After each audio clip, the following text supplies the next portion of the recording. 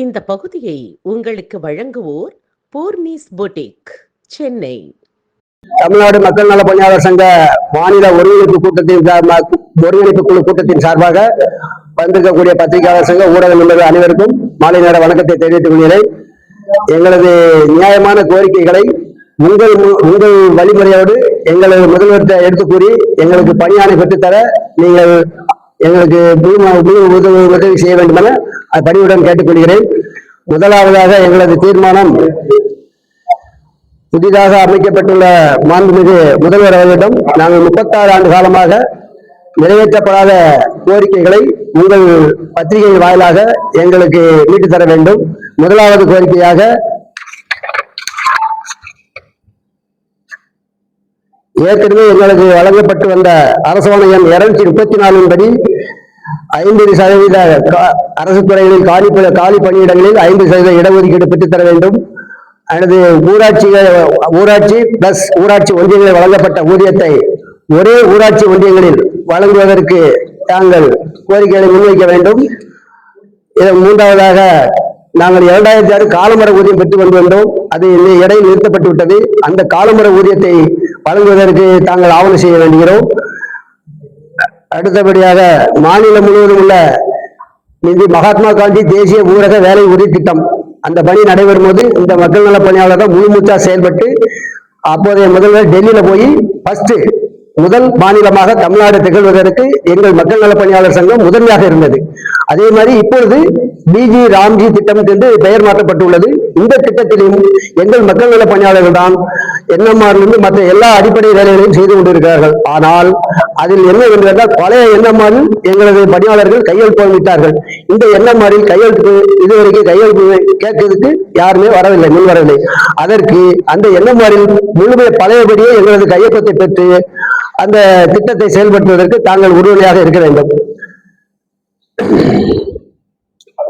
அடுத்தபடியாக, இந்த ஓய்வு பெற்ற பணியாளர்களை பழைய ஓய்வூதிய திட்டத்தின்படி இந்த பணியாளர்களை சேர்த்து எங்களுக்கு ஓய்வூதியம் வழங்குவதற்கு தாங்கள் கருணை கொண்டு இந்த நிகழ்வுகளை எங்களுக்கு நடத்தி கொடுக்க வேண்டுமாய் மிகவும் பணிவாக கேட்டுக்கொள்கிறேன்.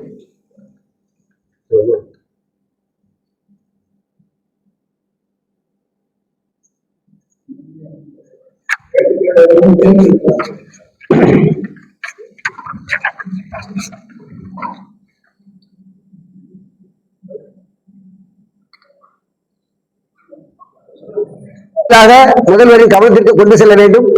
அதன் அடிப்படையில் கோரிக்கைகள் நிறைவேறாவிட்டால் ஆர்ப்பாட்டம் மற்ற போராட்டங்கள் பற்றி பின்னர் கலந்து ஆலோசனை செய்து முடிவு செய்யப்படும். தற்போதைக்கு போராட்டம் ஆர்ப்பாட்டம்ங்கிற முடிவு கிடையாது. 8 மணி அளவில் அமைச்சரை சந்திச்சோம். எங்களுடைய கோரிக்கைகள், நீங்கள் வெள்ளிக்கிழமை வாங்க, துறை செயலாளரிடம் உங்களுடைய கருத்துக்களை கூறி என்னால் என்ன செய்ய முடியுமோ உடனடியாக செய்து தர தயாராக இருக்கிறேன், வெள்ளிக்கிழமை வாங்க என்று சொல்லியிருக்காங்க.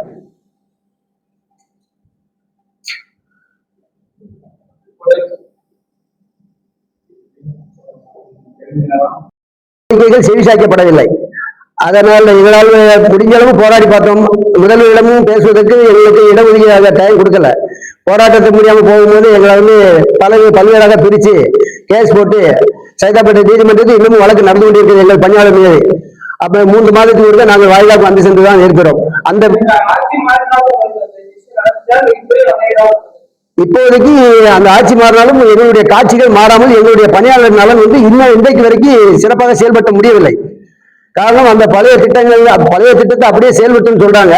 ஆனா அதை இப்ப உள்ள வழிமுறைப்படி எங்களை செயல்பட்டதுக்கு அரசு வரவில்லை. ஆகவே தங்களது ஊடகங்கள் வாயிலாக அதை முன்னிறுத்தி கொண்டு வர வேண்டும்.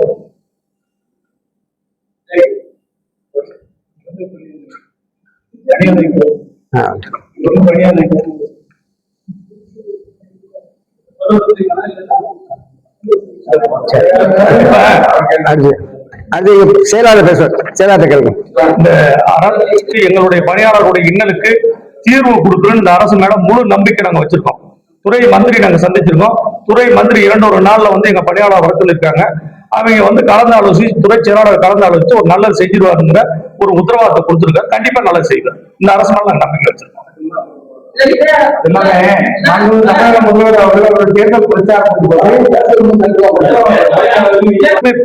போராட்ட பிரச்சனை இது 2 திராவிட கட்சிகளால் பாதிக்கப்பட்ட பணியாளருடைய அவல நிலை. இந்த அரசு எங்களுக்கு ஒரு தீர்வு கொடுத்துரும். எங்களை பொறுத்து வந்து தேர்தல் அறிக்கையில இவர் பேசிட்டார், திருச்சியிலையும் பெரம்பலூர்லயும் பேசிட்டார். தற்சமய முதல்வர் அவர்கள் வந்து எங்க அந்த மக்கள் நல பணியாளர் பிரச்சனை பொறுத்து திருச்சியிலையும் பெரம்பலூர் மாவட்டத்திலும் பேசியிருக்காரு. அதனால இந்த அரசு மேல எங்களுக்கு முழு நம்பிக்கை உண்டு.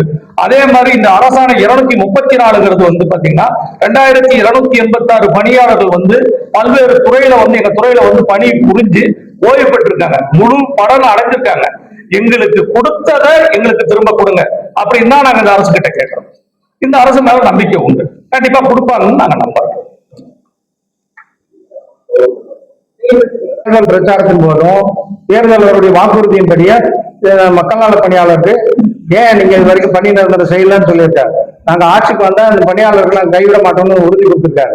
அது இல்லாம இந்த 5 வருடங்களா மேலாக தொகுப்பூதியம் மதிப்பூதியம் பணி செய்யறவர்களை வந்து நாங்க நிரந்தரப்படுத்துவோம் அப்படின்னு தேர்தல் வாக்குறுதி கொடுத்திருக்காரு. அதனால இப்போது இருக்கிற சமூக முதல்வர் அவர்களை நாங்க இந்த சங்கத்தின் சார்பாக வலியுறுத்துறோம். அது இல்லாம நாங்க அவரை முழுமையா நம்புறோம். இந்த பணியாளருக்கு இதுல வந்து 50% பெண் பணியாளர்கள் இருக்காங்க. பெண் பணியாளர்களுடைய அவல நிலைகளை அறிஞ்சு இந்த முதல்வர் வந்து எங்க மேல வந்து ஒரு கருணையோட தாய் உள்ளத்தோட எங்களுக்கு உதவி செய்வார் என்றதை நாங்க முழுமையா நம்புறோம்.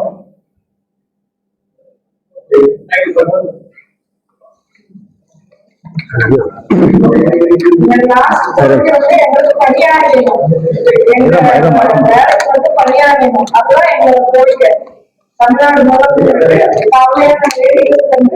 இத்தனை நாள் நாங்கள் கஷ்டப்பட்டு எங்களுக்கு பணியான நிலத்துல பணியாளர் சுப்ரீம் கோர்ட்டே வந்து எங்களை எடுக்கக்கூடாது, எந்த ஆட்சி வந்தாலும் இவங்களை வந்து எடுக்கக்கூடாது, இந்த திட்டத்துல எந்த திட்டமானாலும் இவங்களுக்கு பணியில் தொடரணும் அந்த மாதிரி சொல்லியிருக்காங்க.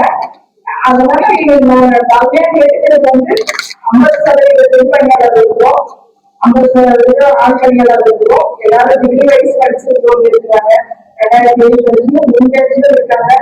நாங்க படிச்சு ஊதியம் நாங்க யாரும் வாங்கல, குறைந்த சம்பளத்துல தான் நாங்க வேலை செஞ்சுட்டு இருக்கோம். ரொம்ப இன்னும் வாழ்ந்துட்டு இருக்கோம். முன்னாடி இருந்த 2 கவர்மெண்ட்டும் எங்களோட வாழ்க்கைக்கு வந்து ஒரு வழிகாட்டாம எங்களை ஏமாற்றி போயிடுச்சு. நாங்க ரொம்ப வலியுறுத்துறோம். எங்களோட சின்ன பாடலாம் கொடுத்தோம், இதெல்லாம் போராட்டம் நடத்தணும் எல்லாமே பண்ணாங்க. எதையும் அதை சேஸ் ஆக்காம சுப்ரீம் கோர்ட் சொன்ன ஒரு வாரத்துக்காக எங்களை வந்து 7500 சம்பளத்துக்கு எங்களை பணியா அமைச்சு போயிட்டாரு. அதுக்கு உத்தரவாதம் கிடையாது, பணியான கிடையாது, நிரந்தர பணி கிடையாது. நாங்க வந்து ஒரு டெம்பரரியா செய்யற மாதிரினா ஒரு பணியான இல்லாம செஞ்சுட்டு இருக்கோம். இந்த கவர்மெண்ட் நாங்க கேட்கறது கேட்கறது ஃபேமிலியா கேட்கறது எங்களுக்கு படிக்கு உத்தரவு வேணும், பணி பாதுகாப்பு வேணும், எங்களுக்கு சம்பள உயர்வு வேணும். இந்த சம்பளம் 7500 வச்சுட்டு நாங்க கோபம் நடத்த முடியல. ஒவ்வொரு யுனிவர்சிட்டி இருக்கிறோம். இன்னைக்கு இருக்க பொருளாதாரத்துக்கு 7500 நாங்க எப்படி வாழ்க்கை நடத்துறது? இதுதான் எங்களோட தலைமையான கருத்து நாங்க கேட்டுருக்கோம். பிரைம் மினிஸ்டர் காலையில நாங்க சந்திச்சோம். முதல்வர் சந்திக்கிறதுக்கு நாங்க இது பண்ணிருக்கோம், ட்ரை பண்ணிருக்கோம். அதுக்கு நீங்களும் உறுதுணையா இருக்கணும். இது எங்களை முதலமைச்சர் பாதுகாப்பு ஒரு வேலை நீங்க இதுதான் எங்களோட வேண்டுகோள். வந்து எங்களுக்கு முக்கியமா சரியான வேணும், பாதுகாப்பு வேணும், அவ்வளவுதான். அவர்களெல்லாம் ஓய்வு பெற்றவர்களுக்கு 7000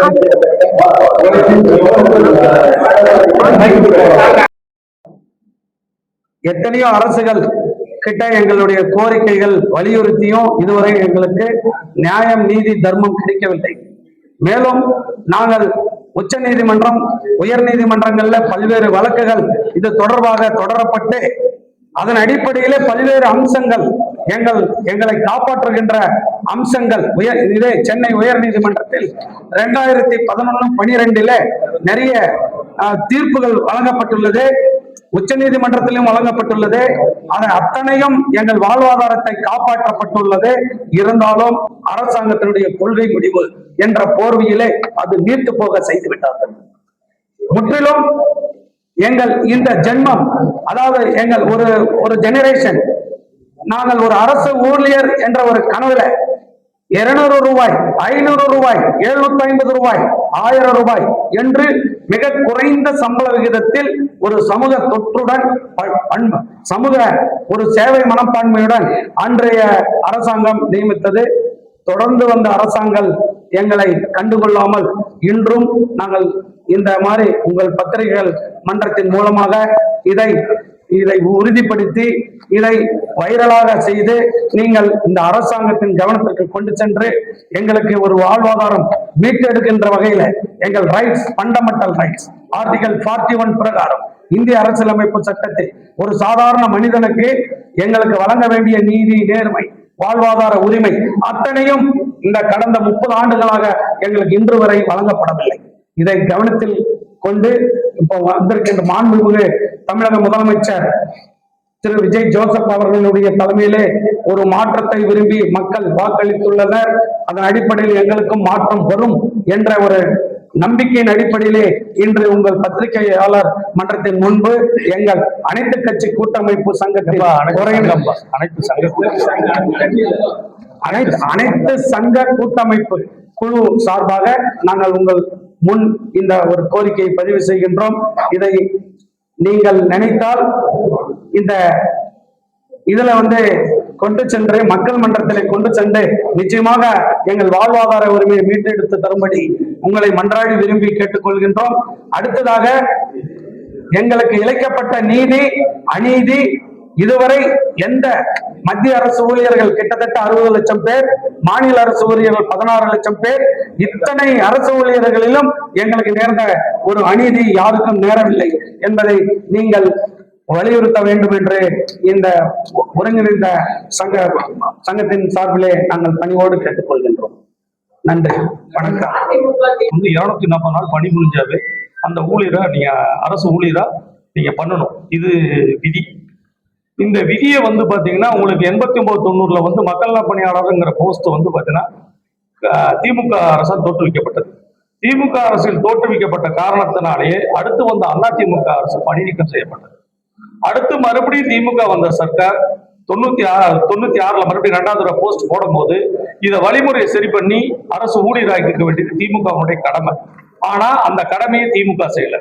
மறுபடியும் அடுத்து வந்த அதிமுக அரசு சொல்ல போனா உச்ச நீதிமன்ற நீதிபதி ஒருவர் கூறிய கருத்துதான், கால்பந்தாட்டம் போல எங்களை 2 அரசாங்கமும் போல எட்டி வச்சுதான் விளையாண்டாங்களே ஒழிய எங்க பிரச்சனைக்கு தீர்வு கொடுக்கறதுக்கோ எங்க பிரச்சனைய மையல் எடுக்கிறதுக்கோ எங்க பிள்ளைங்களுக்கு இன்னைக்கு வேலை தர்ற காலம் போய் எங்களுக்கு வேலையை நிரந்தரப்படுத்தணும்னு சொல்லிட்டு இருக்கிற காலத்துக்கு இந்த 2 திராவிட கட்சிகள் கொண்டு வந்திருக்காங்க.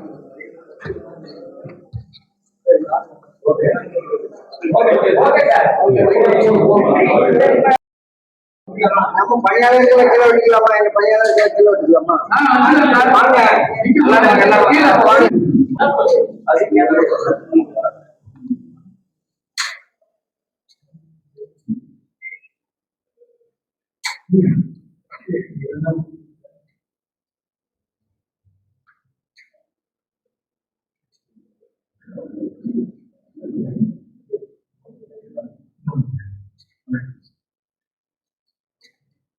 இந்த பகுதியை உங்களுக்கு வழங்கியோர் Sai Sankara Accucare, law of attraction, Chennai Valasaravakkam.